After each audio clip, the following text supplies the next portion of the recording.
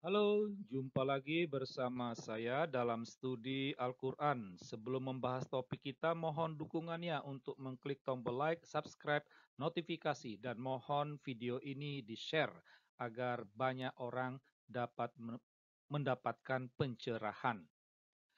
Studi kita kali ini hendak membahas satu frase yang sering muncul dalam Al-Quran, yaitu kemenangan yang agung. Ya, sebagaimana yang telah kami katakan, kalau kita membaca Al-Quran, kita akan sering mendapatkan frasa kemenangan yang agung. Ya, salah satu redaksi yang kerap muncul itu adalah itulah kemenangan yang agung. Ini biasanya bagian akhir, ya. Ini seakan mau menjelaskan kalimat sebelumnya dalam satu ayat, ya. Nah, frasa kemenangan agung ini bisa kita jumpai dalam 9 ayat Al-Quran, ya. Surah An-Nisa, surah At-Taubah, surah Al-Azab, surah Yunus, surah ke-37 dan juga ke-40, ya. Nah, menjadi pertanyaan kita adalah apa arti dari kemenangan yang agung itu, ya. Nah, studi ini mau mendalami frasa kemenangan yang agung itu.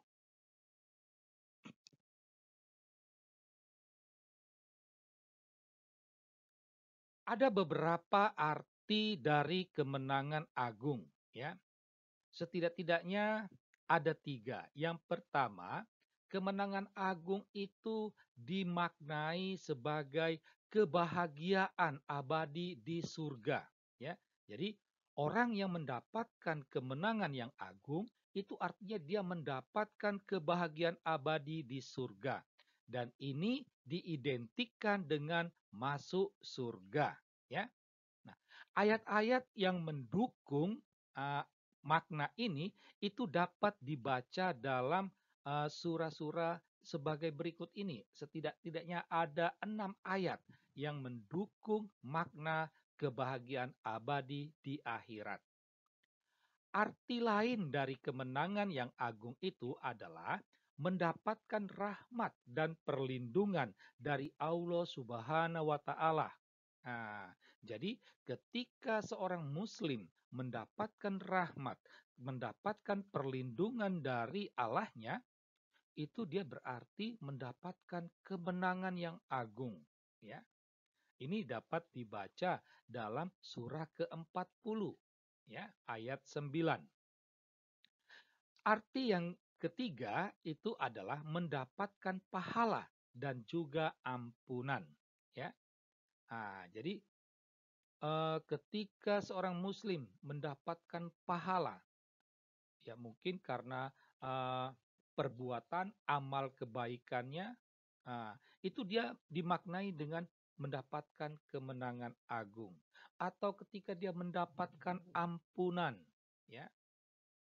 Jadi sekalipun dia telah berdosa, tetapi dia mendapatkan ampunan, itu dimaknai juga bahwa dia telah mendapatkan kemenangan yang agung.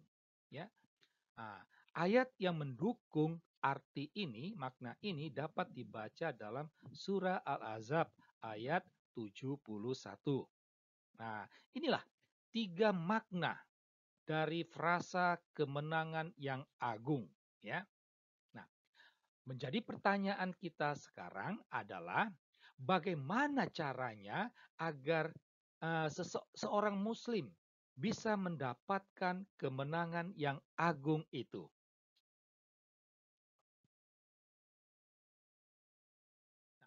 Kalau kita membaca ayat-ayat yang terkait dengan frasa kemenangan agung, ya, 9 ayat yang telah kami sampaikan di depan tadi, kita menemukan setidaknya ada 2 syarat, ya, ada 2 syarat.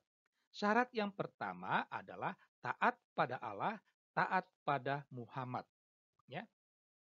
Taat kepada Allah dan taat kepada Muhammad ini ibarat dua keping dari satu koin mata uang, ya.